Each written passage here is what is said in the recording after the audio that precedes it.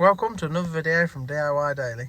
Just got a short video today showing you how to reset the service light on this 2019 Mercedes CLA 45. This one's the keyless ignition model. You just need to press the push button there just to get it to ignition stage 1. You've just pressed the button once. That should just put you onto this stage there. If you've gone to stage 2, it'll have a few more lights on the dash. The first thing we need to do is you always need to make sure you're on the trip screen, which is actually this screen there. If you're not on that, you'll just need to cycle through to get to this screen. And once on this screen, you're just going to need to press and hold the phone answer button there and then the OK. You press and hold that, and then within 1 second, press and hold the OK. So just do that now.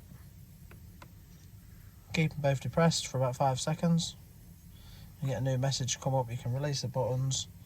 It'll scroll down to Assist Plus there, select that. You want to go to full service. Okay, you can just scroll down,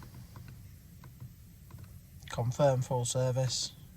You'll have an option on your oil grade there, and just confirm that full service has been carried out.